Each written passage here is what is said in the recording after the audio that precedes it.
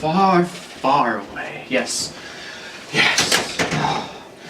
This conference is just the respite I need. Hi, Salo! What's up? Kelvin? Yes, Professor Kelvin, to you, son. Why are you in my room? Housekeeper let me in, yo.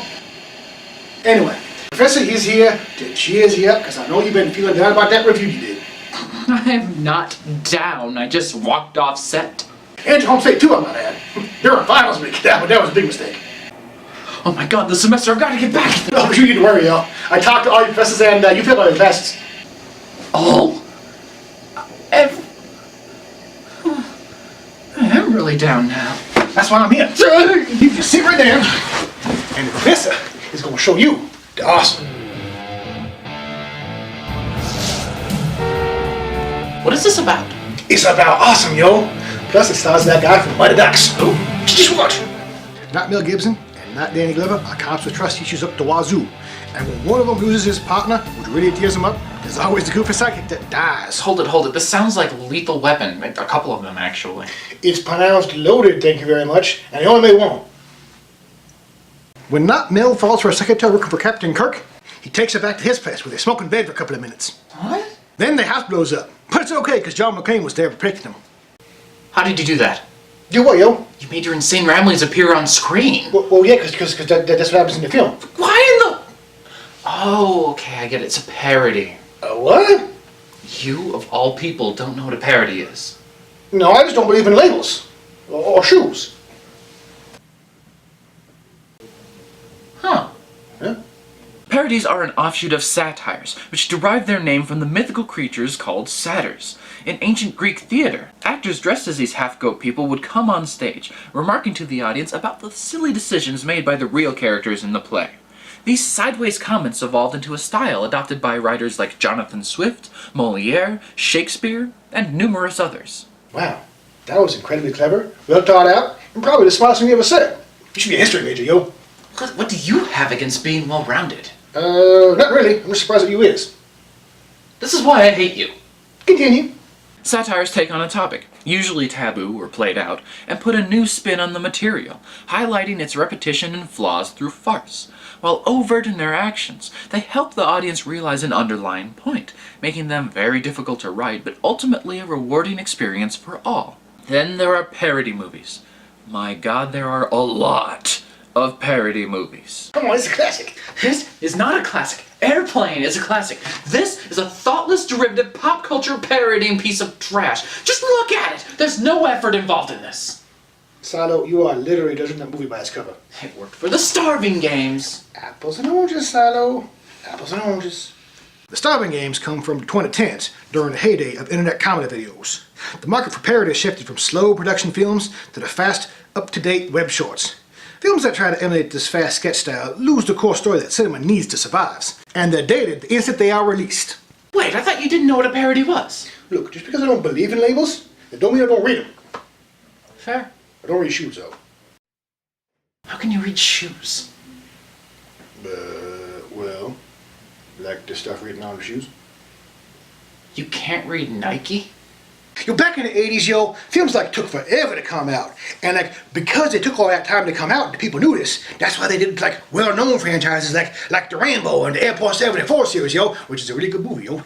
Woo! Anyway, that's not important, yo. But because they had all that time in the lull, they could like precision strike the jokes in there. Ba-doo, ba-doo, ba-doo.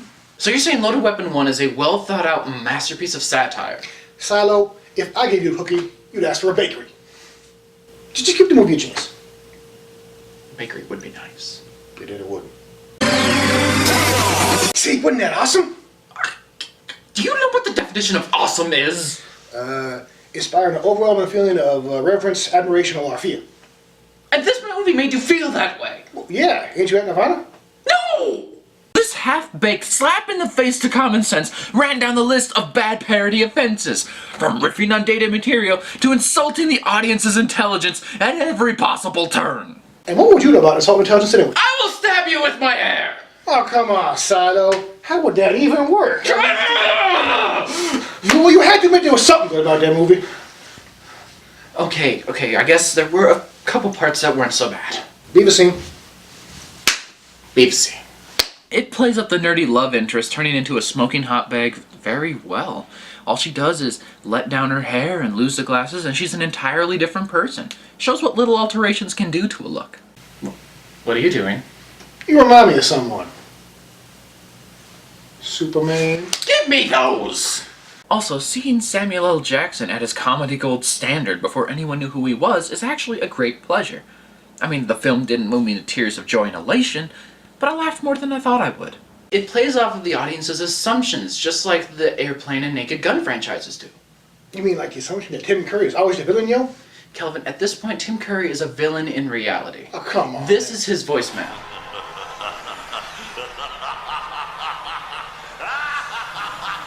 Well, that's what he gets for wearing shoes. So, with enough to make people laugh, even at jokes that have to watch a dozen 20-year-old movies to understand, Loaded Weapon 1 is not the worst thing I've ever seen.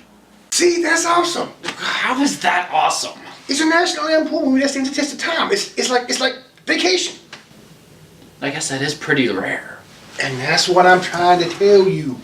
Just because you failed in your first review, yo, doesn't mean you have to stop. Someone 20 years down the road might like it. So this is a pep talk?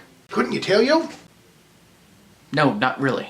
Well then, in that case, Professor's gonna have to show you a few more just to drive that point home. See, we got here, oh look, we got the style games. Hello? Huh. Guess he's gone. Good luck at the symposium, yo. Just wait for him.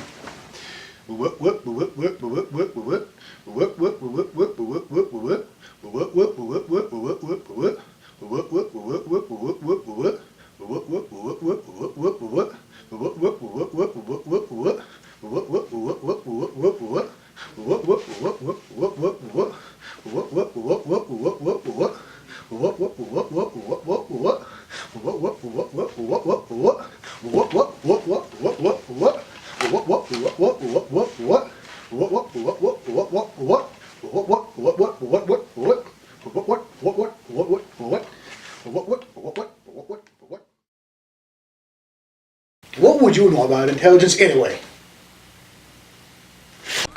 You.